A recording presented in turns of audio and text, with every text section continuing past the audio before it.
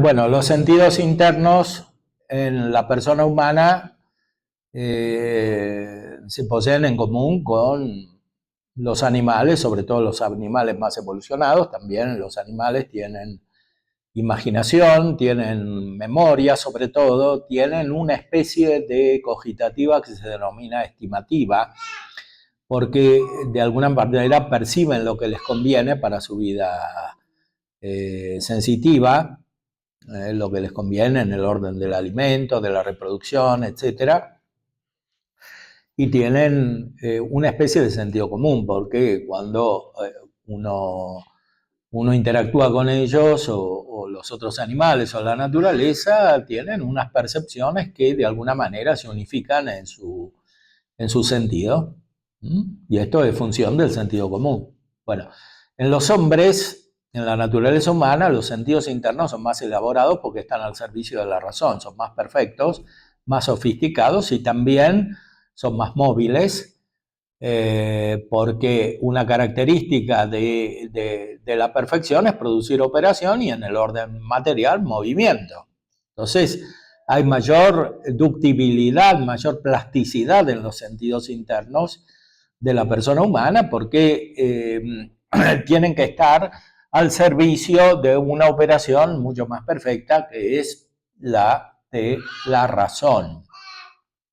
Por eso Aristóteles dice que participan de la razón, sobre todo de la prudencia, que es la razón en su función práctica. Entonces, ¿cómo se dan los sentidos internos? De una manera más perfecta, por ejemplo, en la memoria. La memoria no es solamente un recuerdo fijo en la persona humana, sino que hay una capacidad de buscar recuerdos. En parte el método freudiano y otros métodos se basan sobre esto, buscar recuerdos, y esto Aristóteles lo denomina reminiscencia, no solo memoria, sino reminiscencia, porque hay como una especie de razonamiento en este sentido, que no es propiamente acto intelectual, pero algo semejante, porque hay un movimiento para terminar en un recuerdo que no es inmediato, por ejemplo.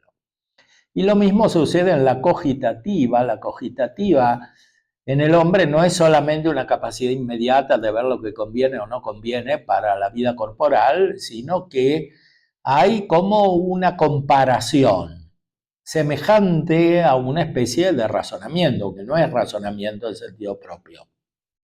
Y entonces hay como un proceso interior en estos sentidos internos, en este caso en la cogitativa, para determinar qué es conveniente y qué no es conveniente, no solo para la vida estrictamente sensitiva, material, sino también para la persona en su conjunto, porque estos sentidos, cuando están bien ordenados, sirven a la razón, sirven a la inteligencia.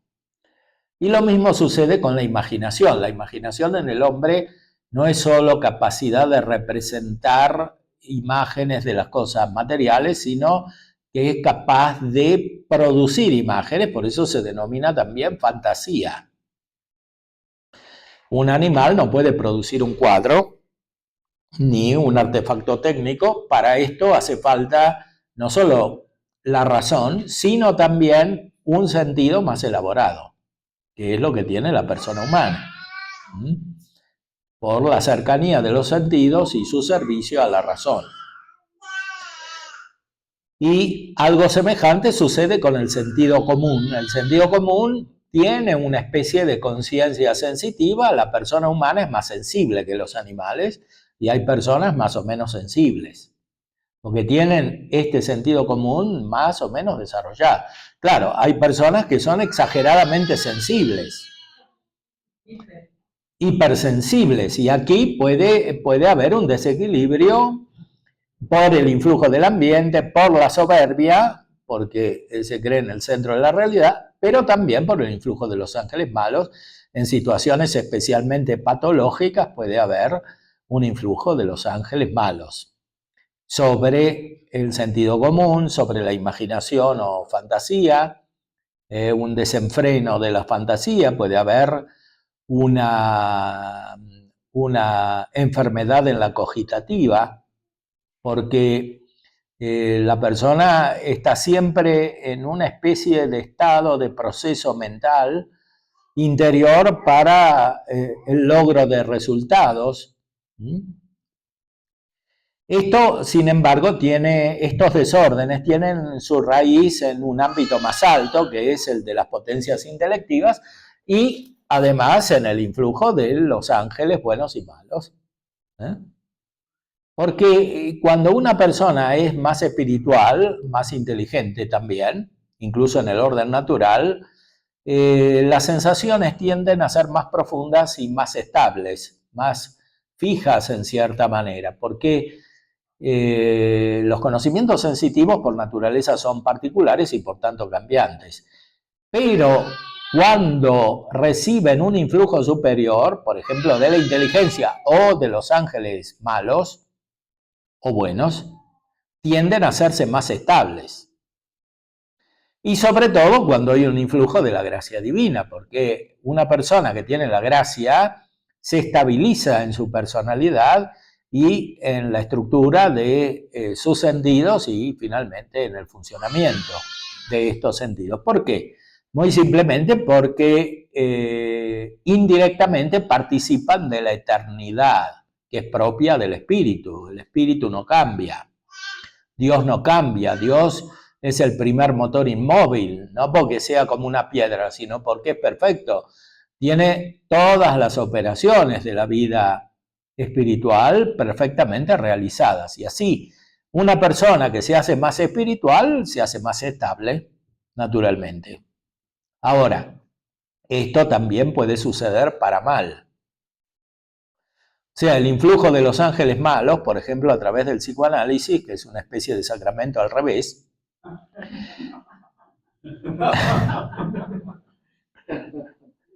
produce una estabilización en la mente de la persona que a veces es difícilmente reformable. Y lo mismo pueden producir diferentes especies de soberbia con distintas raíces, que pueden ser sociales o personales, intelectuales, o pueden surgir también del influjo de los malos espíritus. Hay mucha tradición en el pensamiento cristiano acerca de esto, acerca del discernimiento de los espíritus. Quería presentarles unos textos de este padre jesuita que es del siglo XVIII, un clásico, Discernimiento de los espíritus, que parte de una obra más amplia, Juan Bautista Scaramelli, un italiano. Este padre tiene muchos méritos, sigue la tradición de San Ignacio, especialmente en este caso, en este campo del discernimiento de los espíritus. San Ignacio lo trata en los ejercicios, aunque tiene algunos problemas, sobre todo el problema principal que tiene es que separa la mística de la ascética. Entonces parece que hay un camino ordinario que es el de la mayoría de los cristianos, que no es místico, pero que es suficiente para la salvación, y que hay otro camino que es extraordinario y que es místico y que es para algunas personas nada más. Bueno, esta concepción es una deformación de la verdadera tradición de la vida de la espiritualidad, del conocimiento que se desarrolla en la teología mística. En realidad, todo cristiano es místico, porque todo cristiano tiene la gracia, las virtudes que vienen de la gracia, teologales y cardinales,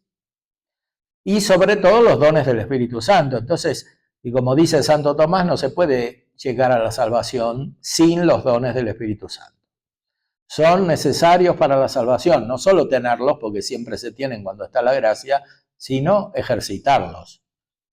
O mejor, que el Espíritu Santo los ejercite en uno. Por eso toda vida cristiana auténtica es mística. El problema es que se puede llegar profundizando en la vida humana a una vida mística al revés, como en el caso de Freud o de otros autores, peor el caso de Lacan.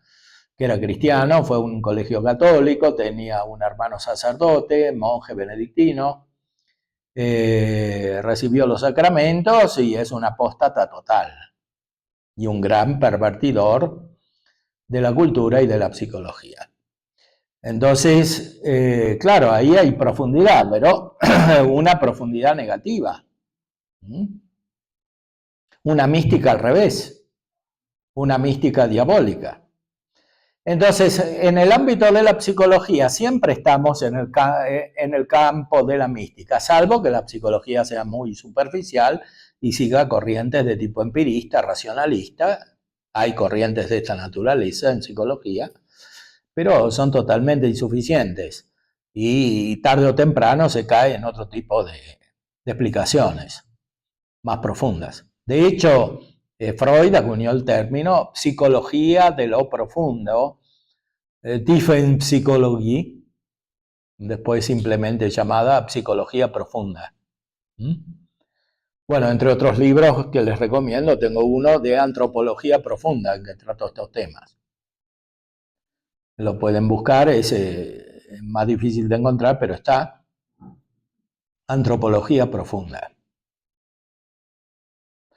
Bueno, porque la vida humana es profunda, la profundidad es un símbolo natural de algo intenso, de algo muy real.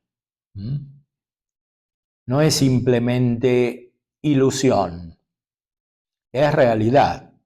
La mística es la ciencia de lo más real. Y no es otra cosa que la culminación de la teología. Bueno, históricamente hubo variaciones acerca de esto. Les recomiendo mucho la obra del padre Juan Arintero, dominico. Tiene un libro titulado Evolución Mística, donde trata explícitamente de la psicología neumática, que quiere decir la psicología espiritual, o sea, basada sobre la acción del Espíritu Santo. Lo pueden encontrar fácilmente en internet, también se puede obtener en papel. La evolución mística. Bueno, la concepción de Scaramelli no coincide con esta visión, que es la que finalmente da origen a un gran progreso en la teología espiritual y está reflejada en el Concilio Vaticano II. Scaramelli más bien separa la vida normal, la vida ascética de la vida mística, pero tiene mucho mérito en profundizar las características afectivas y cognoscitivas que tienen las personas influidas por los ángeles buenos y por los ángeles malos. Ahora vamos a atender algunas características de lo que él denomina espíritu diabólico acerca de los movimientos o actos de la voluntad, del todo opuestos a los caracteres del Espíritu de Dios. Bueno, aquí no se trata solamente y simplemente de la voluntad, él simplifica, aquí también es en realidad la afectividad en cuanto dispone o obstaculiza los actos voluntarios, porque los actos voluntarios dependen directamente de la inteligencia, pero necesitan un apoyo en la afectividad, así como los actos de la inteligencia necesitan un apoyo en los sentidos, según lo que describimos. Veamos entonces algunas características del espíritu diabólico.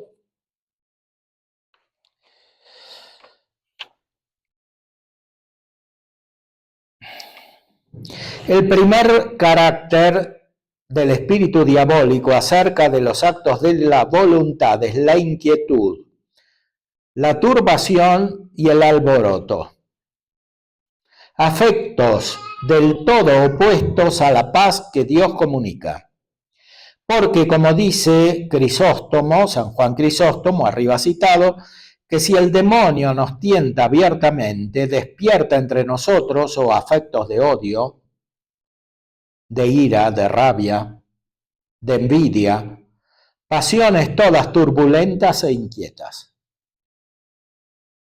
o despierta en el alma deseos de placeres, de deleites, de riquezas, de honores, cosas todas que atraen con una bella apariencia, pero que no poseídas nos afligen, y poseídas nos inquietan de mil maneras, como las rosas que nos arrebatan con la vista, pero tomadas con la mano nos punzan con sus espinas.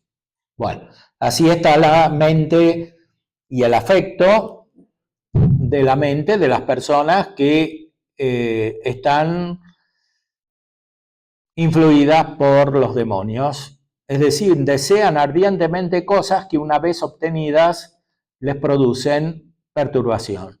Y mientras no las obtienen, también tienen perturbación, o sea, están siempre perturbadas. Caos afectivo, desorden, ida de un afecto al otro.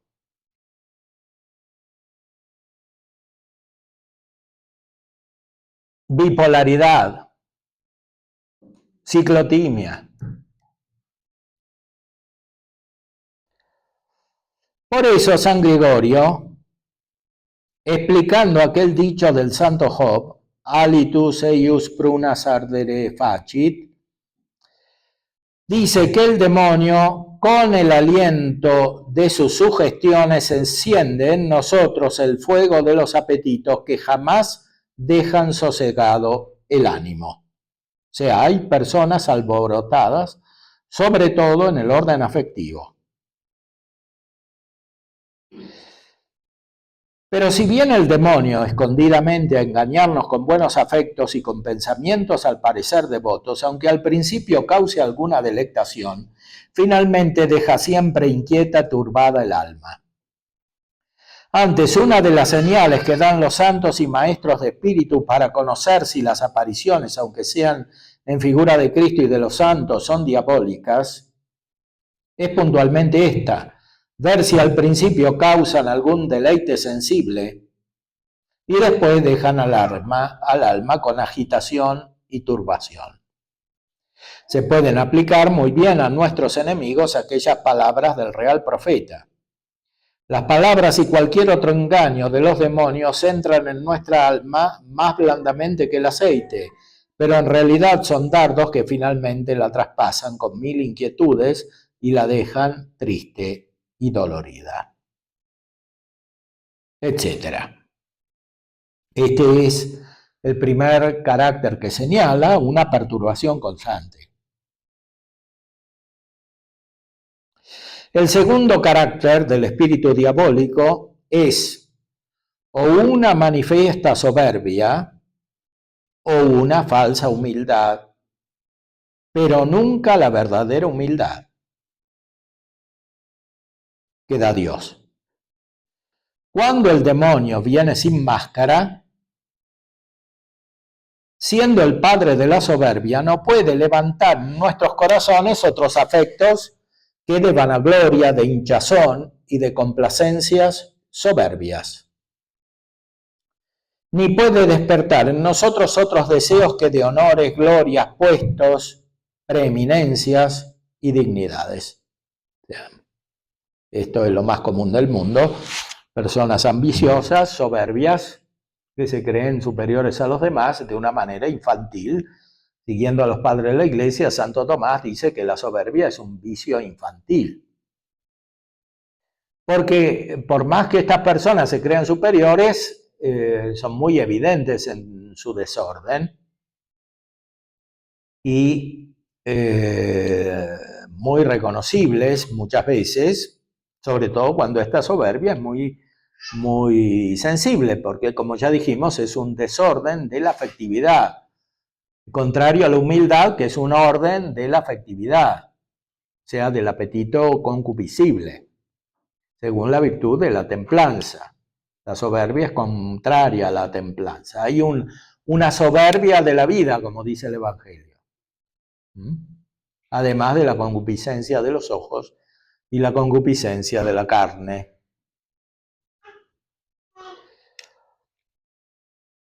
Antes, Si alguna vez sucede que el enemigo se introduzca en las cosas espirituales para engañar a alguna persona incauta, luego enseguida se hace conocer por lo que él es, infundiendo espíritu de vanidad y de hinchazón, con el que se llene de vanas complacencias, tenga a otros en nada y a sí mismo en mucho.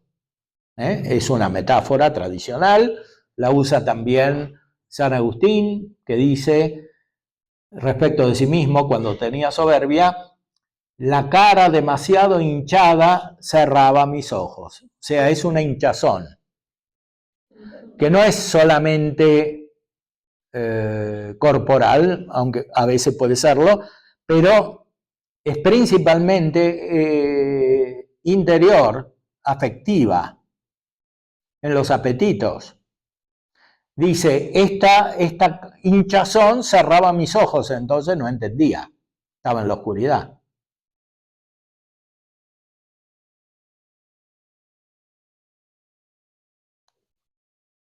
Si con eso logra infundir en su corazón este espíritu perverso, entra después en plena posesión y hace de él lo que quiere.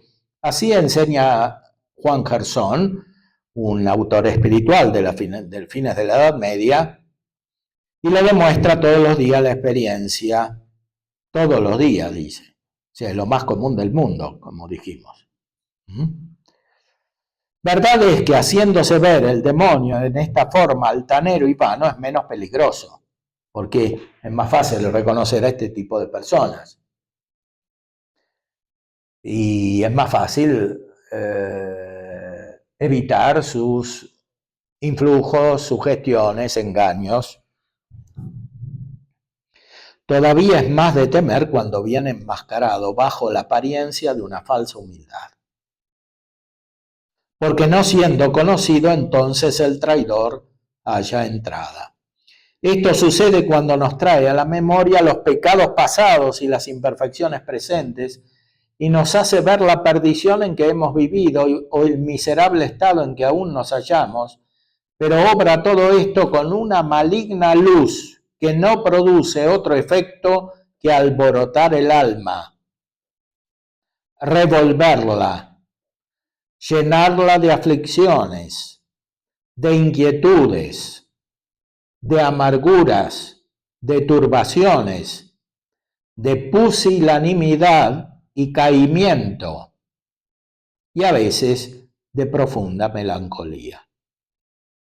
La profunda melancolía, según los antiguos, es una enfermedad corporal, o sea, psíquica, más bien psiquiátrica, es decir, con base en la corporeidad, pero los mismos antiguos sabían que el alma influye sobre el cuerpo. Santo Tomás dice que la tristeza puede ser tan grande que una persona se puede morir de tristeza. Y claro, la medicina no estaba tan elaborada como ahora, pero se daban cuenta de que efectivamente hay un influjo del alma sobre el cuerpo. O más bien una debilidad del alma respecto del cuerpo, como es este el caso. Porque aquí lo que está floja es la voluntad y el desorden de los afectos prevalece sobre la voluntad, que no está iluminada por la inteligencia o no quiere ser iluminada por la inteligencia. Entonces se cae en este tipo de perturbaciones, desórdenes, oscuridades, depresiones, que son muy comunes.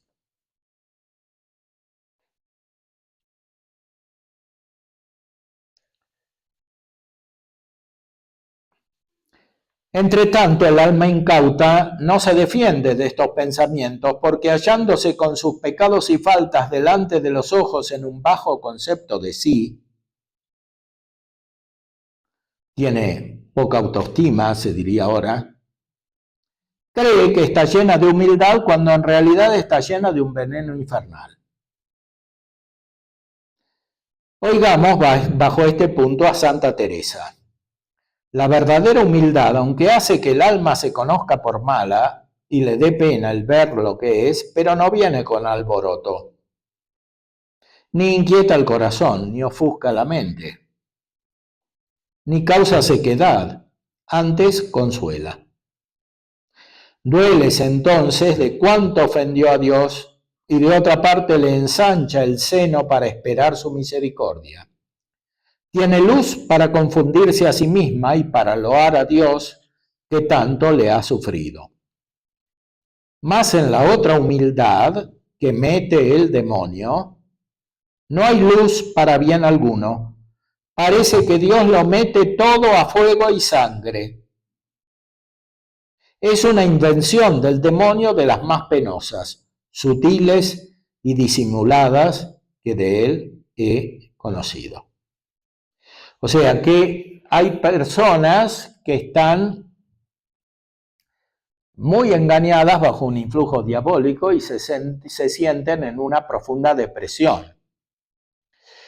El psicólogo no tiene que confundir este tipo de depresión con la noche oscura de la cual habla San Juan de la Cruz, que es un proceso positivo, o sea, es un proceso de crecimiento en el cual la persona toma conciencia de sus propios defectos, desórdenes, deficiencias, pero mantiene y crece en la humildad y por tanto implora el auxilio divino, la luz de Dios. Más aún, este proceso de oscuridad está causado por la luz de Dios, por un exceso de luz. En cambio, el otro, el que produce el demonio, que imita al primero, como un mono al hombre, este proceso produce una luz aparente, desproporcionada para la mente humana, antinatural, un deslumbramiento, que en realidad deja a la persona más desordenada, más oscura, más triste y más deprimida.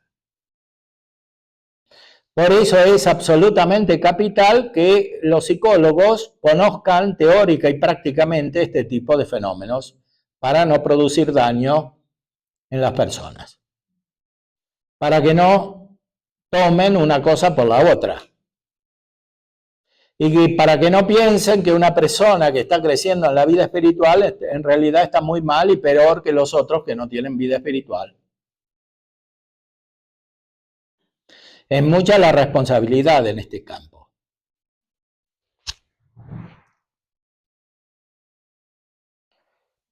El tercer carácter es la desesperación. Ya dijimos que la desesperación es una pasión contraria a la esperanza, que es otra pasión. La desesperación o la desconfianza o la vana seguridad, pero no la verdadera confianza en Dios. Sabe el demonio, dice San Juan Crisóstomo, que la confianza es aquella preciosa cadena que nos lleva al paraíso, porque con este santo afecto tomamos grande ánimo y nos levantamos a Dios. Por eso, después de cometidos los pecados, nos mete afectos y pensamientos más pesados que el plomo, con los cuales se esfuerza en llevarnos a la desesperación, que es el extremo de todos los males. Mas porque ve que raras veces consigue el precipitar las almas de los fieles al abismo casi irreparable de la desesperación, ¿qué hace el maligno? Procura hacerlas caer a lo menos en una cierta desconfianza, con la cual, si no desesperan, ciertamente no esperan, y se industria con grande aliento en tenerlos firmemente abatidos para que, haciéndose poco a poco flacos y perezosos, no tengan ya más vigor para hacer algún bien. Y lo peor es que obra todo esto el demonio con un arte tan maliciosa y escondida que llega a persuadirlos que es cosa justa y razonable el estarse así echados en aquel abatimiento de espíritu, porque después de haberles representado con aquella falsa humildad de que hemos hablado, las flaquezas pasadas o las faltas cotidianas, le sugiere otros pensamientos que tienen apariencia de verdad. Esto es, que es grande la bondad de Dios, pero que ellos se oponen con su malicia a las obras de la divina gracia, que Dios está pronto a darles toda ayuda, pero que ellos no la merecen, y finalmente que todo el mal no viene de Dios, sino de ellos, con lo cual, convencidos de estas y otras semejantes razones aparentes, se mantienen consternados en los brazos de su desconfianza. Hay personas profundamente desconfiadas. Esta desconfianza abate toda la vida, impide no solo acceder al auxilio divino, sino también al auxilio humano, porque es desconfianza respecto de sí mismos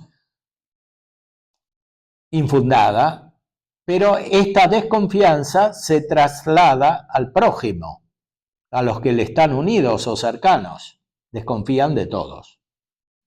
Y así no pueden salir de su abatimiento, de su depresión, de su estado afectivo negativo. Esta es una de las más maliciosas astucias con que el enemigo infernal retarda a una gran parte de las personas devotas su provecho espiritual, y especialmente a mujeres que, siendo de su naturaleza tímidas, son fáciles a caer en estos desmayos. Caídas una vez en este hoyo, se quedan después allí envilecidas sin poder dar un paso en el camino de la perfección. Ruego, por tanto, a los directores que velen con mucho cuidado sobre sus penitentes para que no caigan jamás en esta red. Y si alguna vez entraren dentro de ella, les hagan advertir luego enseguida el engaño. Digámosles con toda franqueza que el espíritu de desconfianza no es ni puede ser espíritu de Dios, sino que siempre es espíritu diabólico. Enséñenles a confundirse y humillarse con paz por sus culpas, pero a levantarse después a Dios con una fuerte y viva esperanza, haciendo reflexión de que la divina misericordia excede con infinito exceso a la malicia y número de sus pecados. Otro carácter muy reconocible en el espíritu diabólico, o sea, en la afectividad y voluntad afectada por la acción del demonio, es este. El cuarto carácter es la dureza de la voluntad en rendirse a la obediencia de sus superiores. La obediencia es una virtud social fundamental.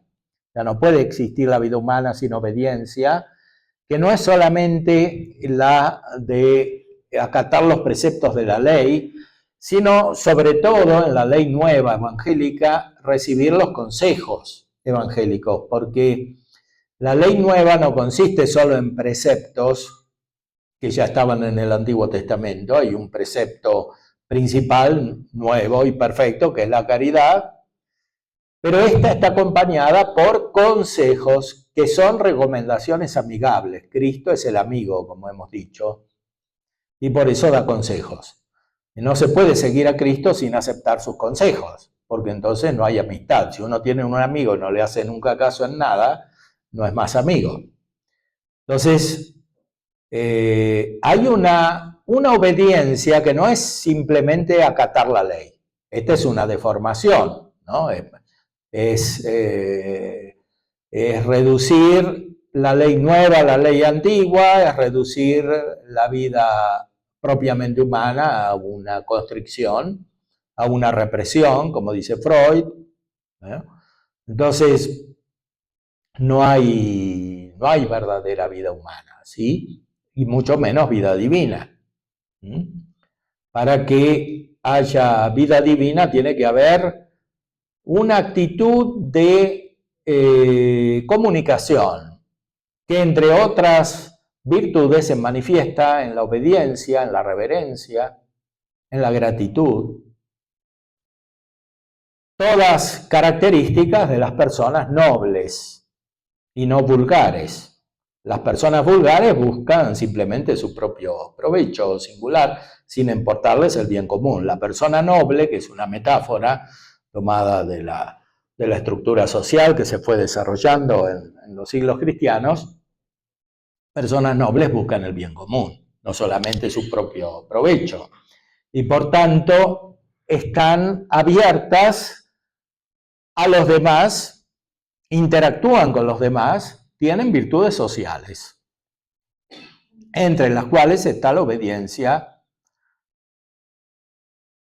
que sirve a la docilidad de la prudencia para recibir los consejos ajenos, para reconocer a los que saben más, no creerse uno que sabe más que todos los otros, para reconocer a los que efectivamente son superiores en cualquier orden que sea, porque son los padres o porque son los que tienen autoridad o porque son los sacerdotes que tienen el sacramento para guiar al pueblo de Dios, etc. Hay un desorden afectivo que impide esta adecuada relación con los demás. Y está favorecido muy especialmente por la acción diabólica sobre los afectos que se endurecen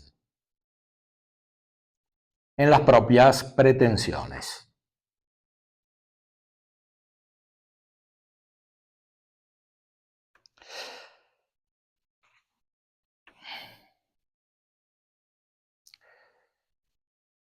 De esto se sigue, dice más adelante, que el espíritu diabólico jamás nos inclina a descubrir sinceramente a los superiores o padres espirituales los movimientos interiores de nuestra alma.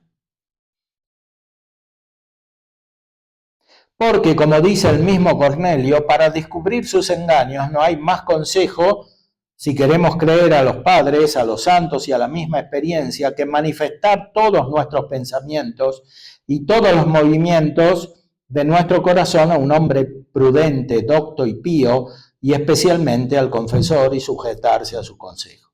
Bueno, ahora hay una complicación suplementaria porque existen los psicólogos. Entonces, estas personas no van a descubrir sus pensamientos a los padres espirituales, pero sí a los psicólogos, esperando que les confirmen estos pensamientos y sus actitudes negativas, sobre todo respecto de los demás, ¿no? Porque recordemos, la ley fundamental de la vida humana para el psicoanálisis es el complejo de Edipo, que es una especie de configuración de la relación social sobre el odio, que prevalece sobre el amor, ¿no? Porque la vida psíquica es ambigua, está el amor y el odio al mismo tiempo, pero en el fondo siempre prevalece el odio, porque el hijo mata al padre y se pone en lugar del padre.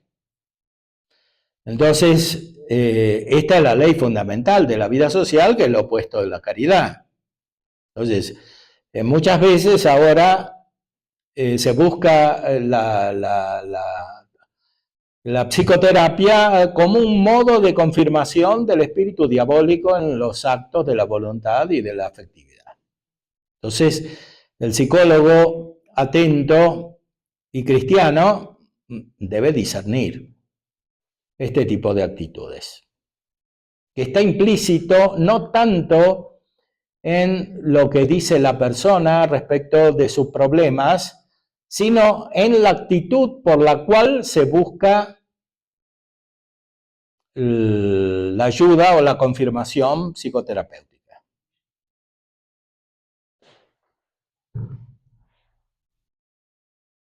Y no hay que ser ingenuo, porque los pacientes pueden ser más astutos que los psicólogos mismos, o sea, pueden engañarlos.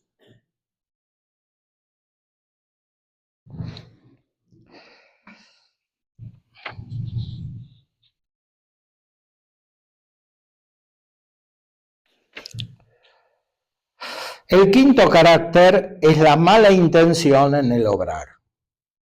Si el demonio tienta obras malas, ya no se puede dudar que instiga en la mente a quien obra intención mala. Si procura corromper las obras de suyo buenas, esto lo hace sugiriendo algún perverso fin, para que tengan una bella apariencia en virtud, pero son viciosas en la sustancia. Así, ejercitándose alguno en limosnas, en oraciones, en actos de caridad y de misericordia y en otras cosas semejantes, despierta en el corazón una cierta gana de parecer bien con aquellas operaciones a los ojos de otros y adquirir estimación y crédito de bondad. O a lo menos le hace concebir estima de sí mismo y procura que de tales obras le resulte una gran complacencia y un gran concepto de sí.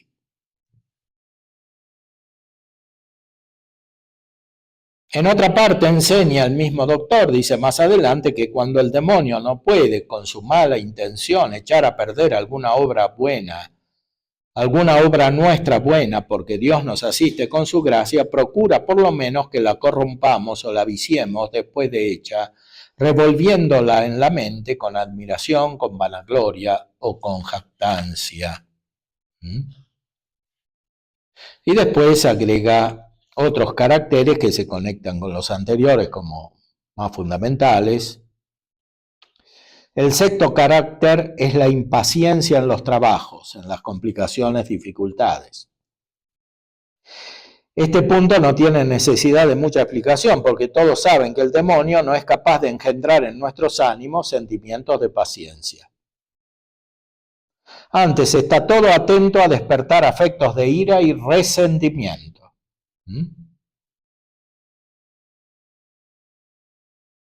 Max Scheler escribió un libro, El resentimiento en la moral, que es una actitud muy presente en nuestra época, justamente porque falta vida espiritual.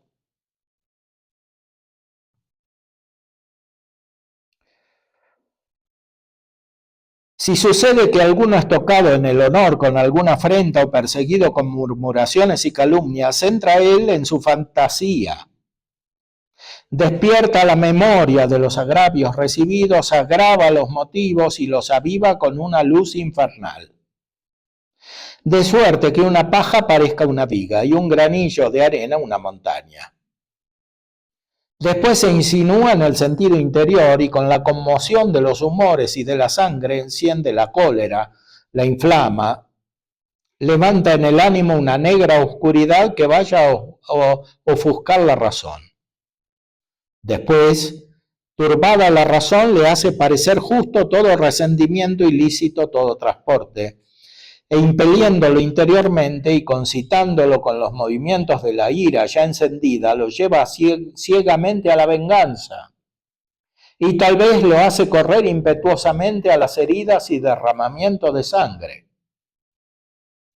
Veis aquí el carácter del espíritu diabólico en tiempo de ciertos trabajos que van a herir el corazón.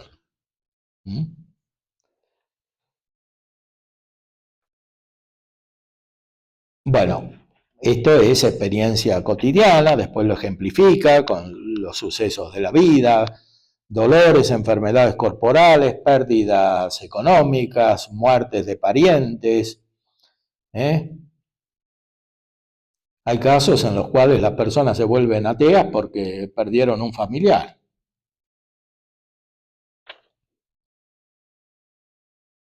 El séptimo carácter es el desconcierto de las pasiones.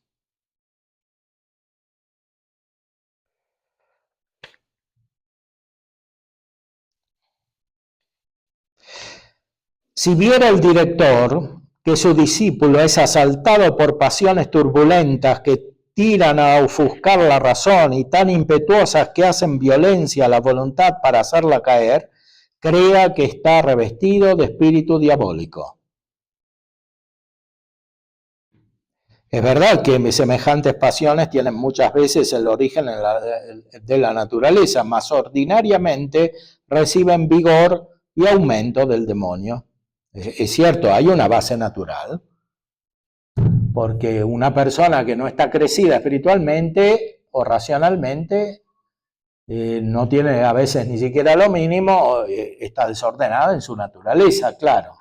Pero justamente ahí es donde se introduce el influjo diabólico a través del movimiento que puede producir sobre los cuerpos.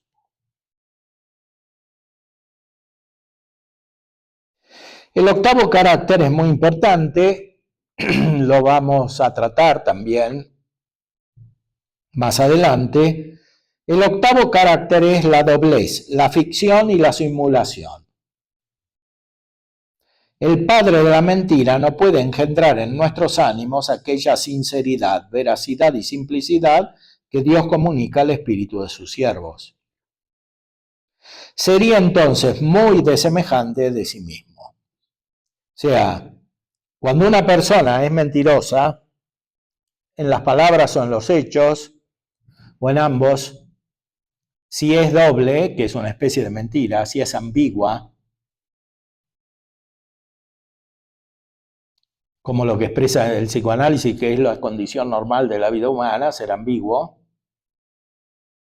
entonces hay que creer que hay un influjo muy profundo del espíritu diabólico, porque el demonio, como dice el Evangelio, es el padre de la mentira.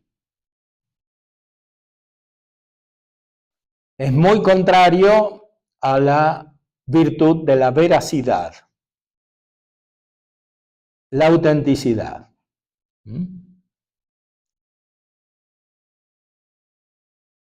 O sea, aparecer y decir lo que se es y lo que se piensa.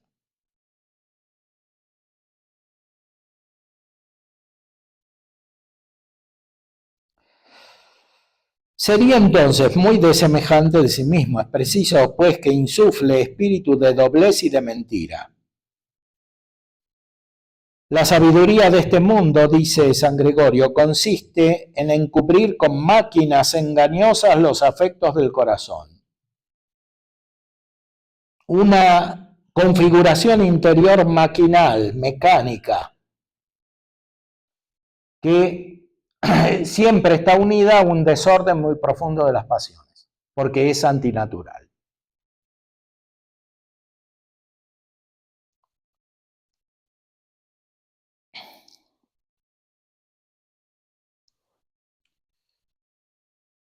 Esconder con palabras artificiosas los propios sentimientos.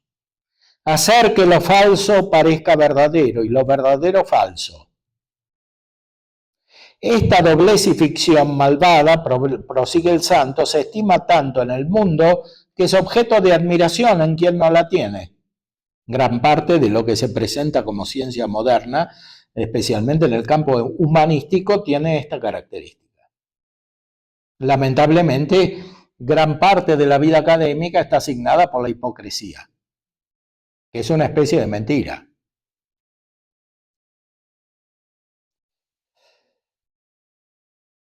Esta doblez y ficción malvada, prosigue el santo, se estima tanto en el mundo que es objeto de admiración en quien no la tiene y es materia de soberbia y arrogancia en quien la posee. Es verdad que el santo doctor atribuye estos vicios al espíritu mundano y vuelve a repetirlo más abajo, mas esto prueba que también se debe atribuir al espíritu del demonio, mientras estos dos espíritus, como ya dijimos, están confederados para el daño de nuestras almas. En fin, el espíritu doblado y fingido jamás es bueno.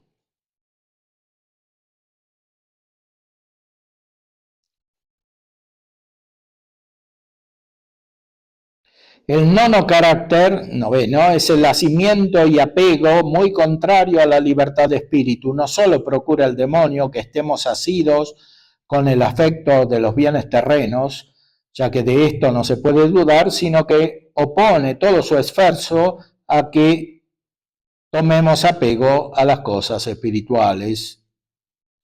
Por eso, viéndonos apartados del mundo y de sus vanidades, despierta tal vez en nosotros en tiempos de oración ciertas ternuras y consolaciones sensibles. Procura que nos paremos en esas más que lo que debíamos, que tomemos complacencia, que pongamos en ellas nuestro afecto y que volvamos a la oración no por dar gusto a Dios, sino a nosotros, no por buscar nuestro provecho, sino nuestra satisfacción. O sea, en el orden espiritual puede haber también un apego, más aún es muy común. Un desorden de la afectividad que puede estar exacerbado por el demonio. San Juan de la Cruz dice que el demonio puede hacer que las personas se hagan más fervorosas, más sensiblemente fervorosas. Cuando describe el efecto de los principiantes, no es el verdadero fervor de la caridad, sino un fervor muy sensible, porque conoce el demonio que de esta manera incurrirán en vicios y en actitudes negativas más profundas. El 10º carácter es la enajenación de Jesucristo y de su imitación. Para prueba de esto basta acordarse del grande desamor que han tenido a la persona del Redentor los falsos contemplativos y los herejes. Aquellos hasta prohibir la meditación y borrar de la mente su memoria, y estos hasta prohibir su culto y veneración. Ahora habría que agregar los filósofos y los psicólogos. Ni esto debe causar admiración, porque siendo el demonio enemigo jurado de Cristo, sustenta máximas y afectos muy contrarios a su persona, a su vida y a su enseñanza. Y los instila en las almas de aquellos en quienes domina con su espíritu malvado. Veis aquí que las máximas del demonio son del todo opuestas a las máximas del Redentor, y opuestos han de ser también los instintos que despiertan los corazones humanos. Si encontrare pues el director alguna persona enajenada de la humanidad santísima de Jesucristo, de su meditación e imitación, no crea en su espíritu, aunque parezca lleno de Dios, porque lleva consigo una señal muy clara de diabólica ilusión. Por último, está el 11º carácter, que es la falsa caridad y el falso celo. Dice muchas veces el citado San Gregorio que el celo falso está lleno de impaciencia, de enojo y de soberbia, pero no así el celo santo, que nace de la raíz de la caridad. Aunque muestre por afuera algún resentimiento necesario para la corrección del delincuente, retiene empero en lo interior toda la dulzura y compasión, y va junto con una santa humildad, con que tiene por mejores que así aquellos mismos que juzga dignos de corrección, etc. Es un capítulo muy útil, muy práctico. Finalmente da consejos al director que valen para el psicólogo sobre qué hacer en estos casos. Muy bien, padre, pues estupendo, porque nos ha ayudado mucho. Dice padre Scarabelli, jesuita, basándose en doctores de la iglesia, doctores de Magno, ¿no?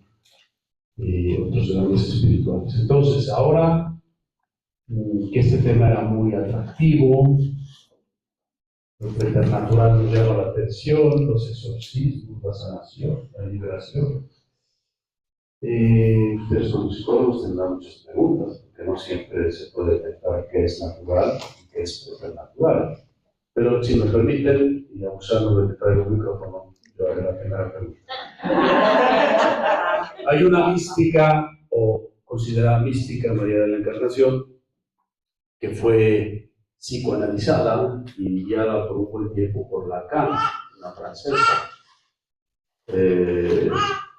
Aquí mi pregunta, padre, es, de hecho salió después el diario y ella se atendió mucho tiempo con Lacan, pero he escuchado de casos de religiosas consagradas de diversos institutos que en un momento de oscuridad, en lugar de ir a buscar un padre espiritual con estas características, fueron a buscar a un psicoanalista, fueron a buscar a alguien o a un gurú de algún otro tipo de análisis existencial, psicológico, y que han terminado muy mal.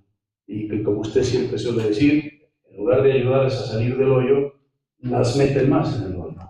Entonces, hay este caso y otros casos que usted alguna vez me ha referido. Bueno, uno de los casos más famosos es de México, de Cuernavaca, ¿no? Los benedictinos que se psicoanalizaron todos y después se fueron todos, ¿no? Pero ya hace más de 50 años todo eso. Sí, como 70 años. Sí, fueron de los primeros pioneros, ¿no? Con ese que vino de Bélgica, ¿no? Sí, no me acuerdo, pero eran los benedictinos de Cuernavaca, que no existen más, ¿no? Porque se acabó. Pero eso es muy común, eso es algo corriente en nuestros días, ¿no? Esta confusión provocada por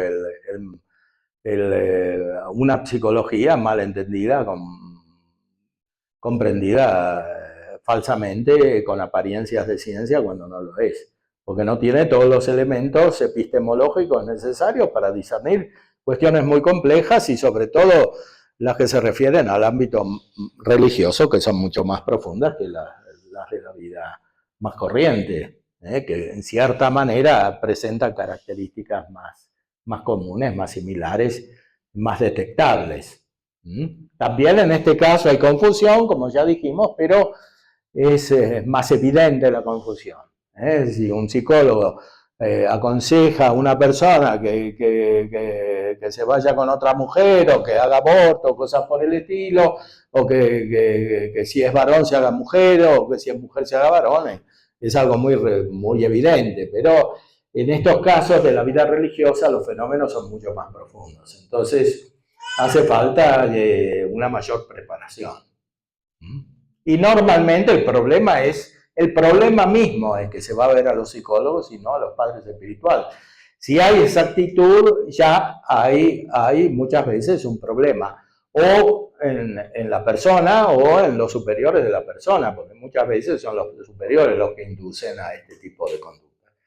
Porque además puede haber una perversión tipo la que sucedía en la Unión Soviética, ¿no? Cuando había opositores políticos que tenían otras ideas, los mandaban a Siberia o a una clínica psiquiátrica, ¿no?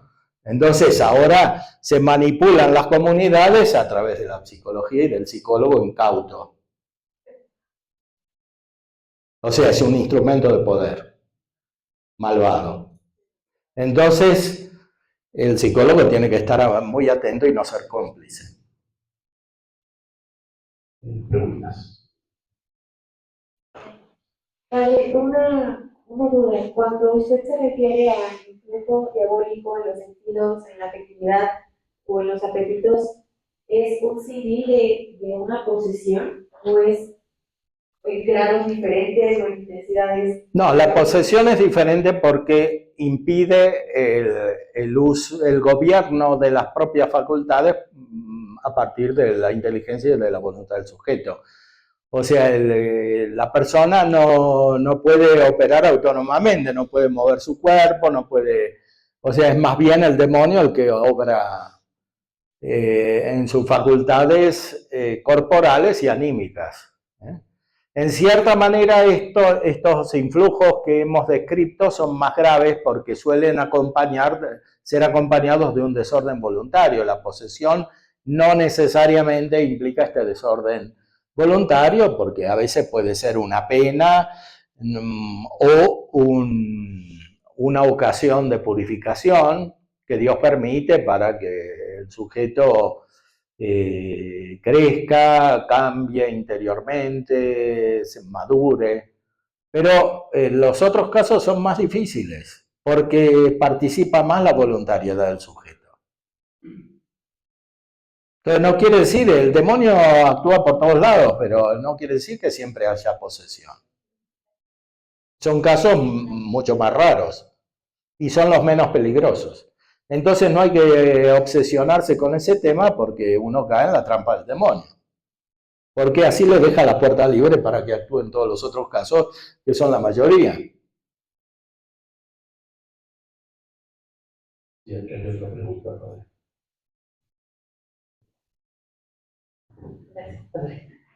Yo quería preguntarle, hablando de los ángeles buenos y malos, pues una duda que me surge. ¿Qué sería o cuál sería el papel del ángel de la guarda y hasta dónde puede ayudarnos? Pensando, por ejemplo, en lo que se sabe de que el Padre Pío se ayudaba de su ángel de la guarda.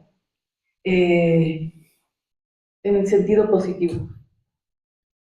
Sí, el ángel de la guarda nos custodia, como dice nuestro Señor en la Sagrada Escritura, en el Evangelio, Pero tampoco podemos pretender conocer directamente al ángel de la guarda o a los otros ángeles, más allá de un contacto que tenemos con la gracia, que es un contacto muy profundo, misterioso, pero no hecho a modo humano.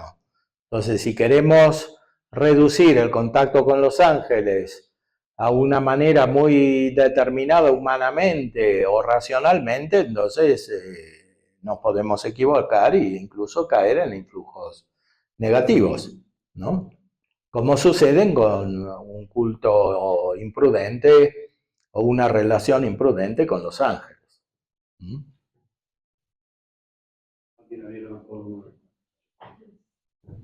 Yo tengo dos preguntas. Una es, ¿cuál es la diferencia entre el alma y el espíritu? ¿Y por qué si los ángeles, tanto buenos como malos, si no hay una influencia que tendríamos que dejar, no es una influencia para poderla tomar, ¿por qué existen? No, bueno, existen porque son la parte principal del universo. Más bien habría que preguntarse por qué existimos nosotros.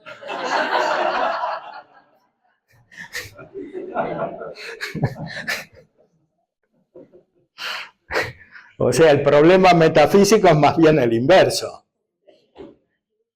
Después, claro, Dios nos consuela porque hizo que el Verbo se encarne, que es superior a los ángeles, y hizo hombre y no ángel. Pero desde el punto de vista de la razón es más evidente que existan los ángeles que existamos nosotros. Que somos como cosas raras en el universo porque estamos en el confín, en el horizonte entre la eternidad y el tiempo, como decían los filósofos neoplatónicos, ¿no? Y bueno, la otra es lo mismo el alma que el espíritu. Bueno, como dice San Agustín, el alma tiene dos aspectos, la misma alma, tenemos una sola alma, una que mira hacia el cuerpo porque es la forma del cuerpo, hace lo mismo que hacen los animales, o sea, dar determinación al cuerpo, la configuración orgánica, moverlo, eso lo tenemos también nosotros. Nuestra alma es capaz de eso, más perfectamente que en los animales, pero además nuestra alma tiene una capacidad que no tienen los animales, que es mirar la realidad superior, la realidad de este mundo espiritual y sobre todo la realidad divina. Entonces, se dice espíritu especialmente en cuanto mira las realidades inmateriales superiores a la materia. Me permito completar aquí, o más bien hacer un comentario, si me permite, padre. Dice él que debemos preguntarnos bien por qué existimos nosotros, por qué somos nosotros los ángeles. Porque Dios en sí mismo es espíritu. Y los ángeles, al ser sustancias separadas, no unidas a un cuerpo, o espíritus puros, no tienen, ¿verdad?, esa relación a la materia en sí mismos, en su ser, que son espíritus puros. Entonces, por eso, más bien, ¿por qué existimos nosotros, no los ángeles? Porque ustedes, en ese sentido, están más cercanos a Dios puro.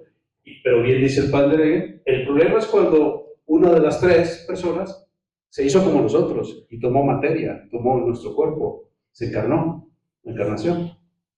Entonces aquí el problema se duplica, porque el mismo Dios, en una de las tres personas divinas eternas, también es hombre, y es hombre para siempre, sin dejar de ser Dios, porque resucitó con el cuerpo material que tuvo. Claro que resucitado es glorificado, ¿no? Es un cuerpo glorificado, no es un cuerpo ya mortal, con sus penurias y su corruptibilidad, es incorruptible ya, como será nuestro cuerpo cuando resucite. Ya será incorruptible y de alguna manera será también glorioso, como decimos en la liturgia, glorioso como el suyo. Por eso, una de las características que pone el padre Scaramelli, siguiendo la tradición, del espíritu diabólico es negar la encarnación del Verbo. Todas las sectas terminan negando la encarnación del Verbo, la New Age, Jung, las filosofías idealistas, la masonería, todos niegan la encarnación del Verbo. porque es el gran escándalo para la razón humana que está pegada a sí misma, como si fuera autosuficiente sin necesidad de recibir una luz superior.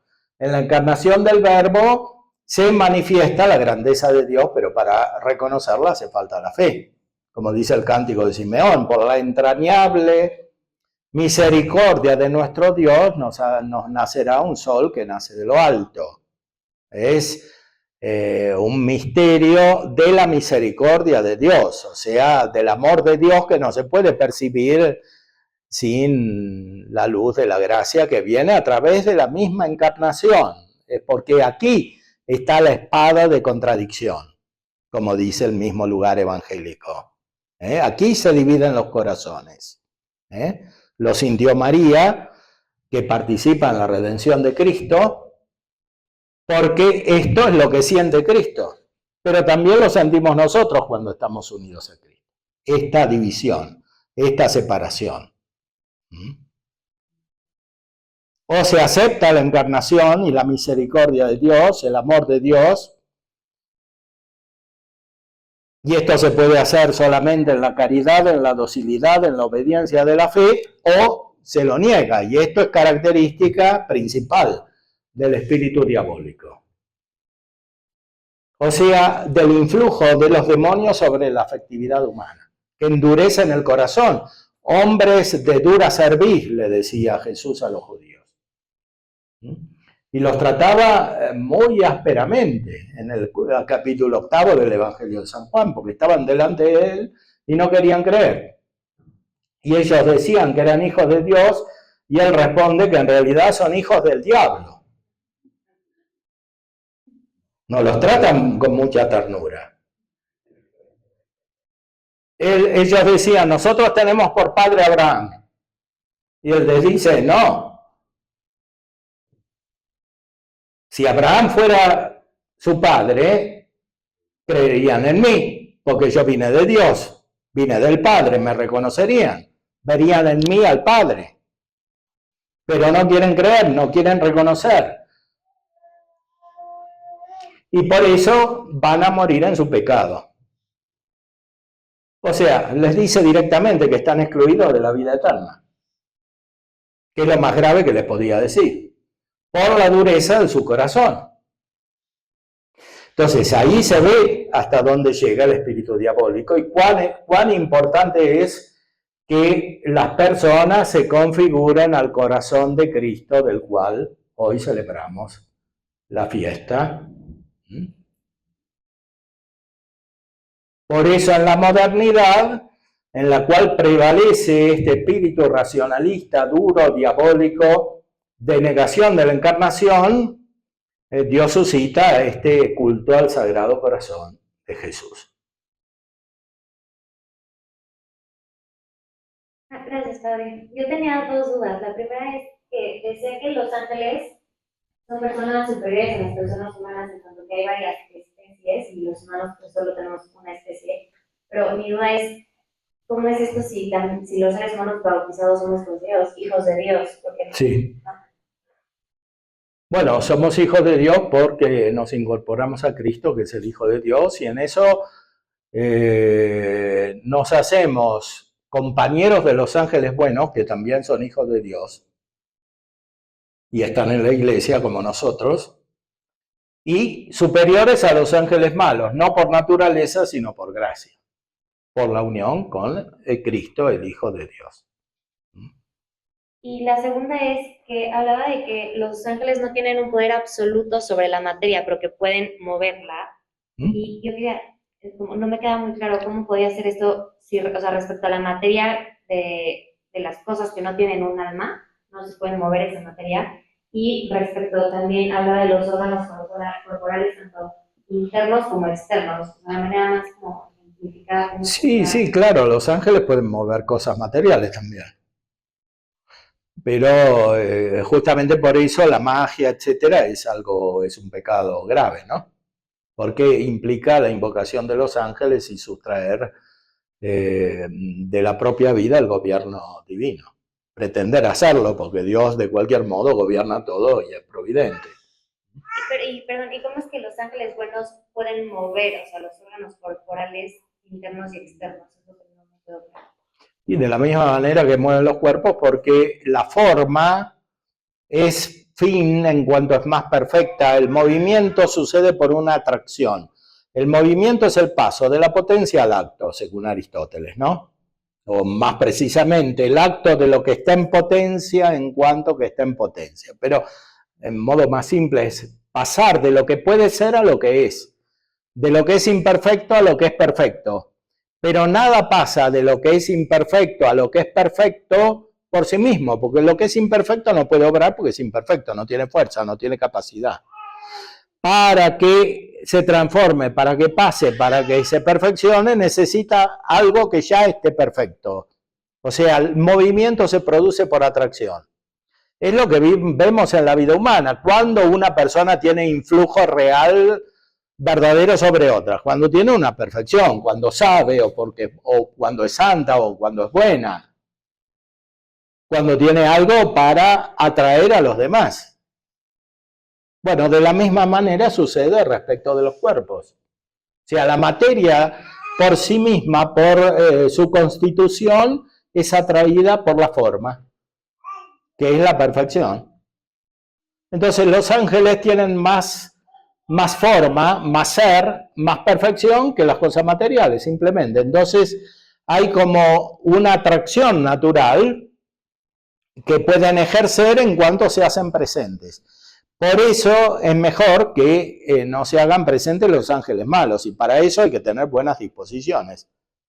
Entonces, si uno está unido a Cristo y a los sacramentos, los ángeles malos no se pueden hacer presentes, porque para eso está justamente la presencia de Cristo y de los sacramentos que continúan esa presencia, para que no solo en el orden espiritual, en el cual no pueden entrar los ángeles malos, y sí Cristo se produzca la infusión de la gracia, sino que en toda la vida humana, incluyendo sus aspectos externos, corporales, sensitivos y afectivos, prevalezca la disposición para que la luz de la gracia actúe directamente y se excluya el influjo diabólico. Ya desde el bautismo es así.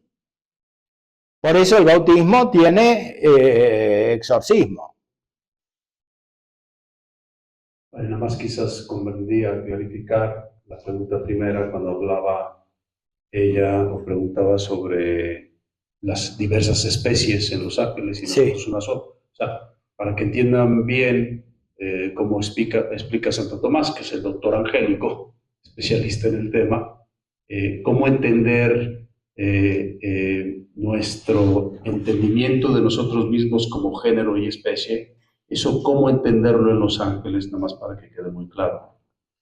El tema de especie. Bueno, es que los ángeles están más cerca al centro de la realidad, que es el ser.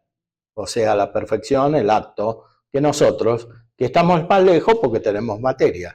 La materia no es del todo. Es un cierto no ser, dice Aristóteles.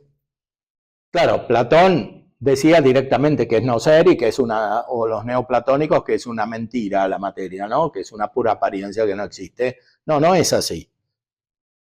Existe, pero existe cuando está el ser de la forma, lo que da determinación, lo que da perfección.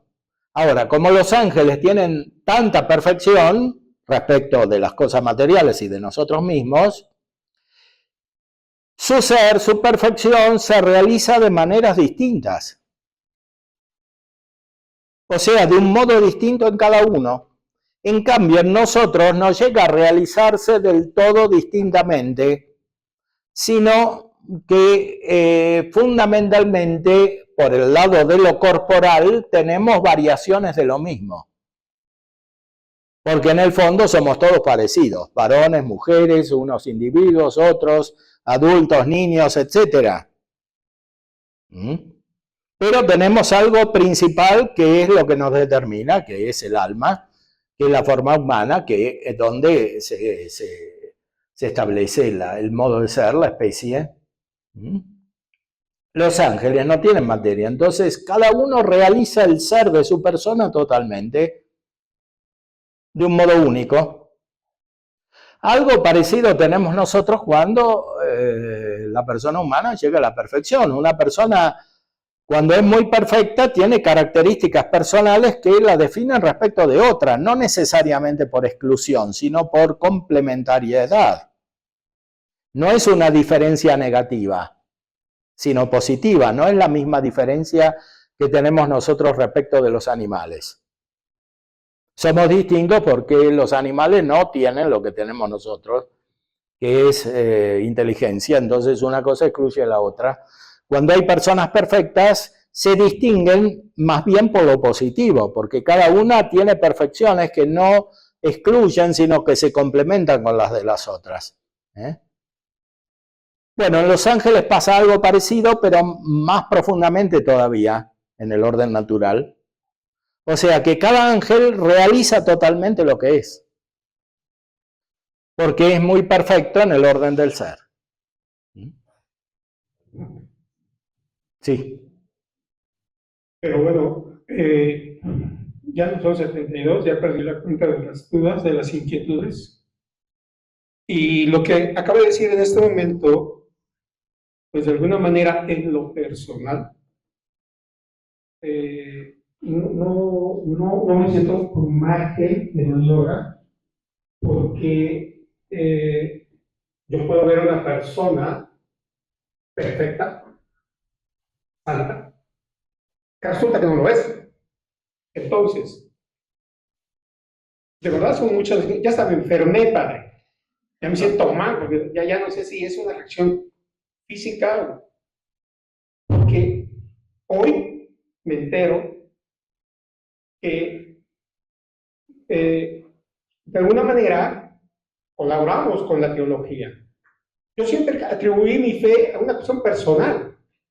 Es decir, yo estoy en psicología porque un día dije, quiero ayudar a personas sin abrirles la panza.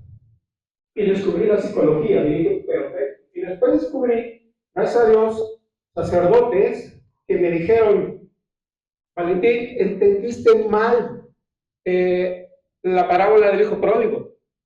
Yo no entendía por qué el hijo pródigo. Yo este cuate que hizo de meritorio. Digo, después, ¿no? Entonces me explican. Entonces, cobra sentido. Digo, ok.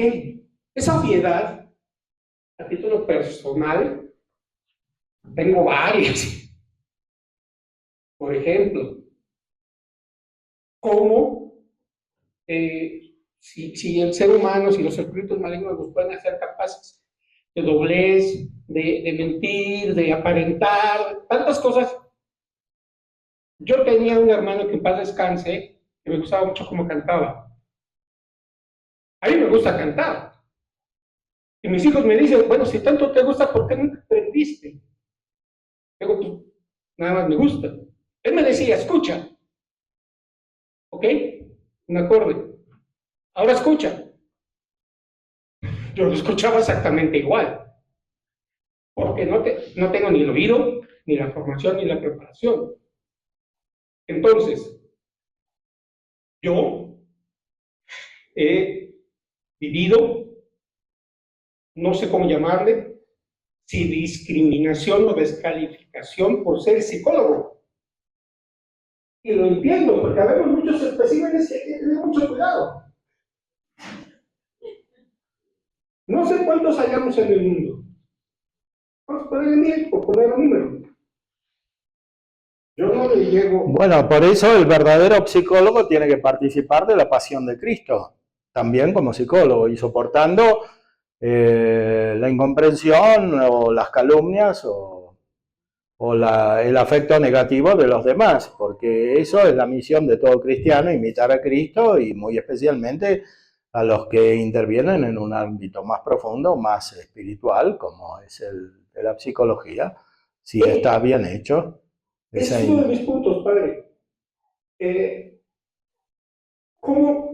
O sea, yo considero que es mínimo el porcentaje de psicólogos católicos porque por alguna razón, que yo no sé, fuimos, no sé si señalados, estigmatizados o qué, para decir, nuestros coches están, y dentro de la propia iglesia, Bueno, pero el problema no son los psicólogos católicos, sino la configuración moderna de la psicología, así como nace de sus raíces filosóficas. El problema no está en la actividad psicológica, que se puede hacer muy bien si está fundada sobre la verdad, sino que el problema está en cómo se configuró en concreto en los últimos siglos a partir de bases filosóficas que apartan del verdadero conocimiento del hombre. Entonces, como dice San Ignacio, hay que obrar en sentido contrario a la tentación. Si la tentación es deformar la actividad psicológica y descalificar consiguientemente la actividad de los psicólogos por esa deformación, hay que obrar en sentido contrario y configurar bien la psicología, que es la gran tarea de hoy. Es más urgente todavía en el orden teórico que en el orden práctico, porque todavía estamos muy lejos, como ha señalado. O sea, hay mucho que hacer en este campo. Entonces, para ser eficiente hay que centrarse en los que tienen el don, la capacidad de hacerlo en el orden teórico para iluminar a los demás y multiplicar el efecto. Bueno, entonces yo voy a seguir porque la verdad sí son muchas inquietudes, pero concreto. Alteraciones bioquímicas son reales, son existentes. Yo no soy doctor, pero se manifiestan en la persona. ¿Qué tanto es, o cómo puedo yo saber, descubrir que es una alteración bioquímica o una alteración neurótica o una, no posesión, influencia? Bueno, una cosa no quita la otra, porque si hay un influjo diabólico sobre la corporeidad, necesariamente hay una alteración química, bioquímica, o sea, no, pero no necesariamente una alteración orgánica implica un influjo diabólico o un desorden psíquico, porque puede ser causado por una enfermedad producida por factores externos, incluso por traumas, por guerras, por injusticias, por violaciones, por heridas, etc. Entonces, no hay una relación directa, pero tampoco hay una exclusión. Ya para terminar nada más, ¿cuál es la postura de la Iglesia ante la psicología hoy día? Bueno, es lo que estamos describiendo aquí en todo este curso. O sea, Es que él está un poquito enfermo y se ha dormido todo el curso. Padre, en alguna conferencia escuché que hablaba de Nietzsche como en algún lugar escribió que él era el primer psicólogo. Sí. Y usted decía que estaba influenciado por el demonio. Bueno, es que en ese caso habla el demonio, porque a veces, por ejemplo, en Nietzsche, sí, puede haber un influjo en su imaginación, como en muchos literatos, sobre todo del siglo XX, en muchos psicólogos, en Lacan, en otros autores filosóficos, pero en frases así, más bien hay que pensar que habla el demonio, pero eso no es solo propio de grandes filósofos, más bien famosos tipo Nietzsche, porque les puede pasar a todos ustedes en la terapia, que de repente aparece el sujeto diciendo algo que no tiene nada que ver con todo lo que dijo antes, y tiene un sentido autónomo, y muchas veces es el demonio el que habla. Mi pregunta sería relacionada a esto, las estructuras de pecado aquello formar el demonio, que son enfermizas, que han salido, digamos, nuevas patologías a partir de estas nuevas estructuras, no sé, redes sociales. Bueno, las redes sociales por sí mismas no son estructura de pecado, sino que la estructura está en la mente de quien las usa, ¿no? A veces pueden ser adictivas, digo, bueno, pero son adictivas por la mala disposición del sujeto, porque o sea, YouTube o Internet o cualquier otro tipo. Ahora, si ya están diseñadas para engañar, es otra cosa. Es que están diseñadas justo, por ejemplo, de los reels, bueno, eso. Bueno, ahí ya puede haber otro tipo de intencionalidad, pero eso no se da solo en las tecnologías modernas, se da en el comercio también, ¿no? Bueno, en el marketing. Bueno, pero estas nuevas estructuras, digamos, de pecado, digo, me imagino que hay nuevas, ¿no? A diferencia de hace Claro. 500 años, no sé, 400 Sí, años, sí. que han hecho que la gente se enferme más de diferentes cosas, otros tipos de pecados, digamos. ¿Cómo ve a nivel, digamos, ya no se ve desde el punto de vista que hablamos aquí, sino de interno, sino como más social, más de arriba para abajo? ¿Cómo ha sido la influencia del demonio en ese sentido en el mundo? ¿Cómo lo ve usted geopolíticamente? O sea, Bueno, el Evangelio dice es el príncipe de este mundo, ¿no? Entonces, siempre hay, va a haber fuerzas que intentan configurar el mundo según el influjo del demonio, por soberbia, por envidia, por odio. Entonces, esas fuerzas van adquiriendo distintas formas según las épocas históricas. ¿Eh? Y claro, detrás de eso sí está el demonio. ¿Eh? Hay organizaciones en Occidente muy claras que tienen influjo diabólico y que llevan a un alejamiento de la fe. Y estas organizaciones tienen mucho peso en la política. Y a veces simplemente son políticas directamente, ¿no? Porque un partido político se puede configurar de esta manera. O toda una organización política transnacional. Pensemos en el comunismo que duró durante tantas décadas, ¿no? También se puede configurar de esta manera, incluso con una gran fuerza destructiva, produciendo guerras, genocidios, etcétera, ¿no? Entonces, también, sí. Esto es común en la vida humana, por eso la única que tiene la fuerza para transformar la historia en sentido positivo es la Iglesia Católica.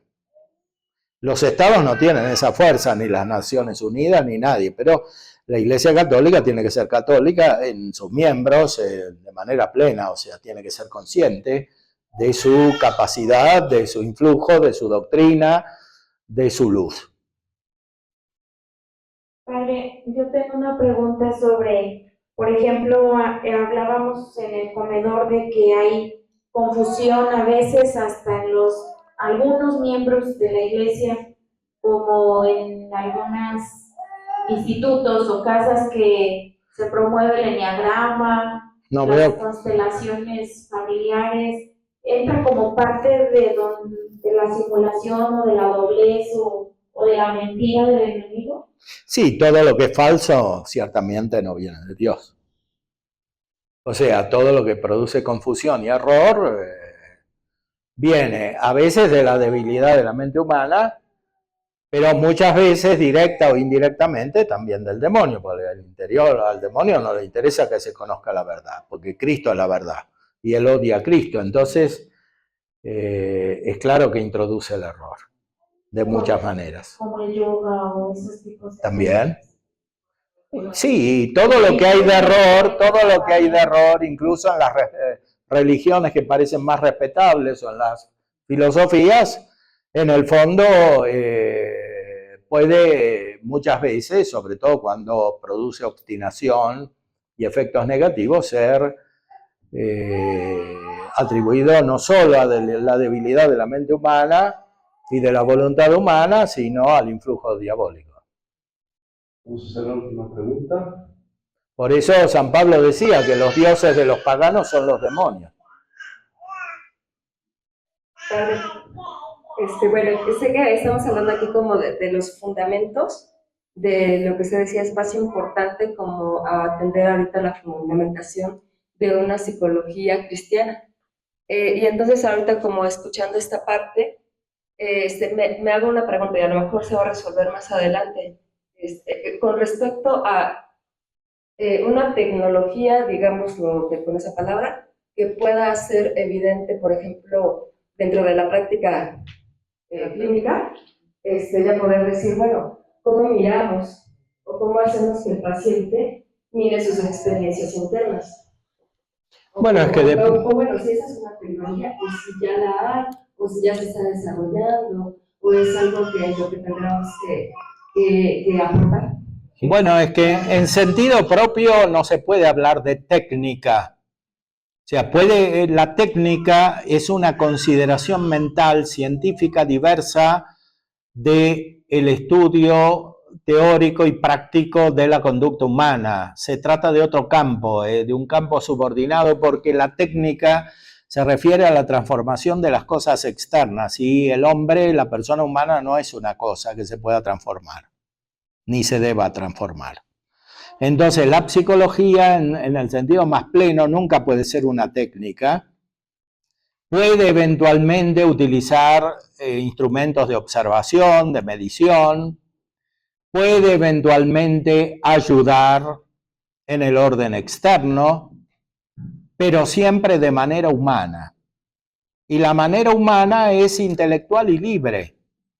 Entonces, no hay ningún método técnico que pueda suplantar la interacción humana, la comunicación humana entre el psicólogo y la persona, que sería mejor no denominar paciente. Porque sí, el paciente en la medicina es paciente porque sufre y porque recibe el influjo técnico de un médico que opera o que da medicinas, remedios, que producen una transformación orgánica. Entonces sí, ahí se puede hablar, además de un conocimiento teórico, científico que tiene el médico, de una técnica. Pero en la psicología es mejor no utilizar esa terminología médica porque confunde. El psicólogo no es un médico porque trata de un nivel de la persona que es superior al corporal. Entonces no se trata de una mera intervención externa. Es mejor no usar la palabra técnica. Bueno, terapia, pero en sentido analógico, es decir, la cura, el cuidado, que es siempre una interacción humana, una relación humana, al nivel principalmente espiritual. Muy bien, bueno, pues